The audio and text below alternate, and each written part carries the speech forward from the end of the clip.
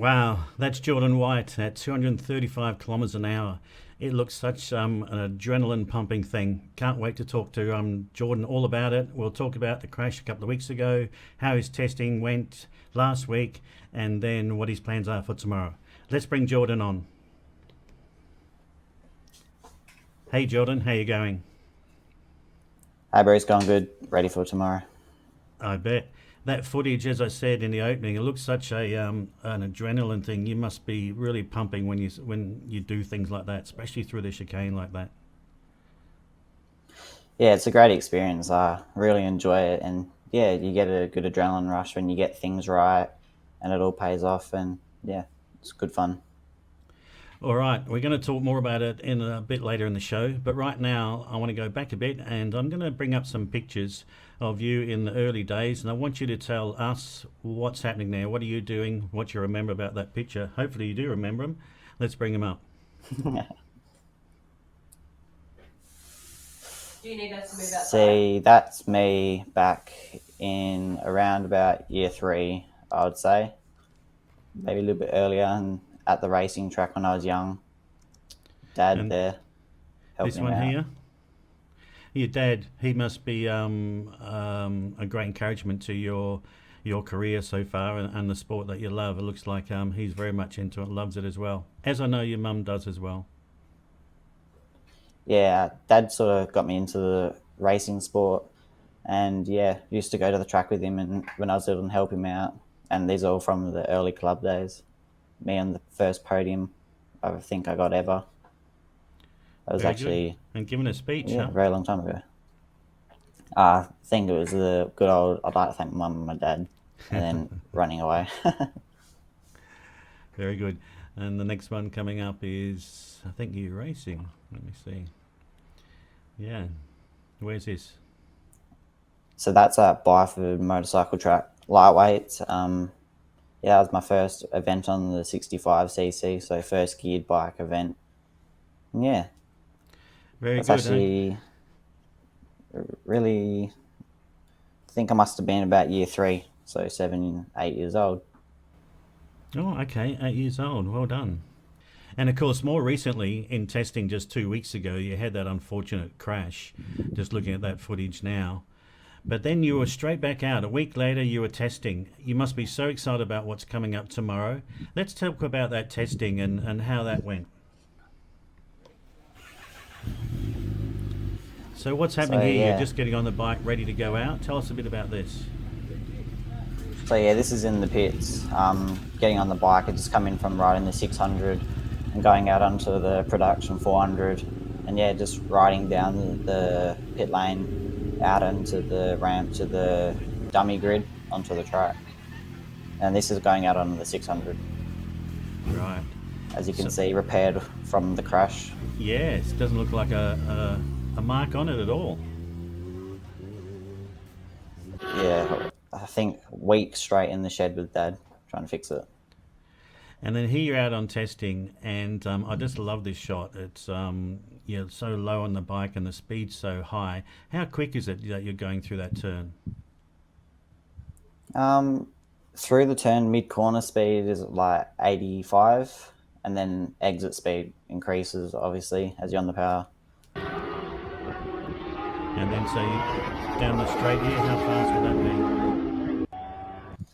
I haven't really looked at the data from it, but I'd guess nearly 200. Great, 200. Wow. And then you're going through the chicane here. It just looks, yeah, you're really throwing the bike left to right, and then around the corner. I want you to take us through through that chicane again. Does that? Are you doing that all under brakes? How does it go when you're going through a chicane? So coming out of turn one, which is the corner just before the chicane, I really try to keep it tight to open up the slight corner before the chicane. So then you have a greater, run through the chicane when you can carry more speed. And yeah, you just touch a little bit of the brakes and then release to keep the weight off the front tire, and then just flick it through. Okay, so it's under brakes, or you just leave it off and not under power though until you exit the whole chicane. Is that how you go? And I started to accelerate from the midpoint of the chicane, so Oh, after the right. first turn of Okay. it. Yeah. Yeah, just looks brilliant. I love that whole look of them throwing the bike around the left as well. Great work. So tell us about the plans for tomorrow. So you're racing tomorrow. Must be very excited about that. The testing, did it go to plan last week and you got out of it what you wanted and they're all ready for tomorrow? So yeah, last week the goal of the testing really was just to get back into the swing of things on the 600 and see if everything was back to how it should have been. You know, testing if the bike was mechanically sound and obviously the gearbox on it. And yeah, it went to plan. Got some good lap times in consistently. Yeah, and started getting more comfortable on the bike and working the lines was a big thing. And yeah, I would say it was successful. And you're feeling confident for tomorrow?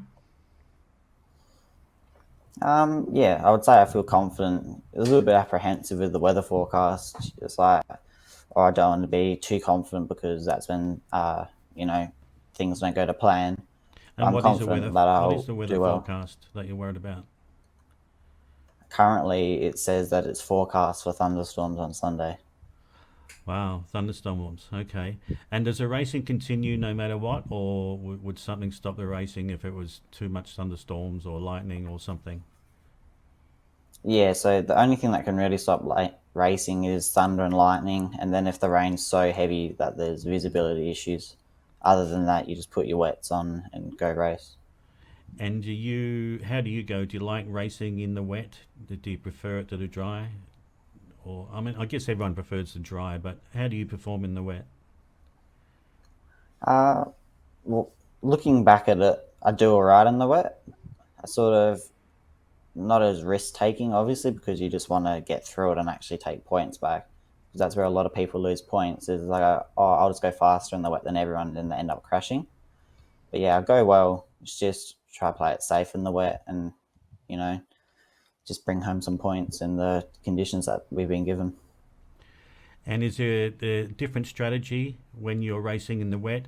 The plan is differently how you approach the racing, as you said, a little bit more cautious. But is there other strategy in the race that you would alter depending whether it's dry or wet?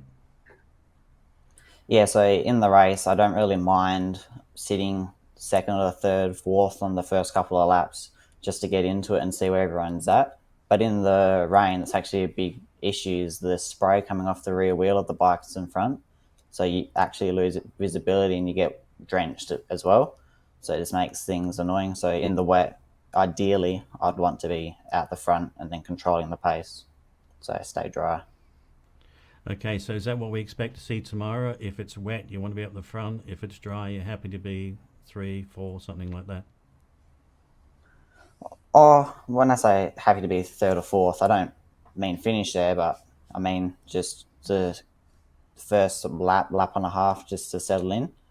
But yeah, if it's wet tomorrow, you can expect a fast start and trying to get away from the pack behind me. And how many laps is the championship races? I think for the production class, they're 6 laps, and then the super sport, they're 8 laps. But then you have 3 races. Oh, 3 races each through the day. Yeah. Oh, that's a lot of racing. So you're going to be very busy. 6 races. You're going to be at the track early. Yeah, and What time do you get to the track? we try to aim there just like a little bit before 7, so then you can get set up and it's just sort of cruising around. Too early, you're there for too long. Too late, then you're in a rush, obviously, to get set up. And your last yeah. race, what time would that be? 3, 4 o'clock maybe, around about there. It depends on the weather as well. The racing takes a bit longer if it's wet because the lap times are longer. And what sort of lap times can we expect tomorrow in the wet or the dry? So in the wet on the 600, I'm not quite sure because I haven't actually ridden the 600 in the wet yet. But the Proddy in the wet is around minute 14, around about there. But yet again, that depends on the conditions, how wet it is. If it's just a little bit damp, it might be a bit quicker. It might be a bit slower if it's a bit raining. And what do you plan to do between the 6 races? You obviously need to relax, rest, downtime, or are you just working on the bike between races and it's just full on? You've got no time to relax or downtime through the whole day? So I get on the 600 and I do my first race. And once I finish that race, the next race is actually the production state championship. So I have no downtime between those two. But then after the production state race, we'll have 4 or 5 races in between before I go back out in the 600. So there is a bit of downtime, but not between the racing. All right, so tomorrow, really looking forward to hearing how you go and seeing. I'm expecting a bit of footage for sure that we'll have on next week's show. Good luck. Any last words to the people watching this that what they expect from you tomorrow? And just try to do well and take home some points for the first round. It is a long championship, so we'll try and play it smarter and keep things on the rubber side down. All right, fantastic. Good luck, Jordan, tomorrow to all the team. We look forward to hearing the results and talking to you soon. Bye. Cheers, Bruce. See you next week. It's all about, it's all about, it's all about beauty. It's all about passion. It's all about change. It's all inclusive every day of the week. When the world comes together, united as one, sharing stories through the eyes of beauty.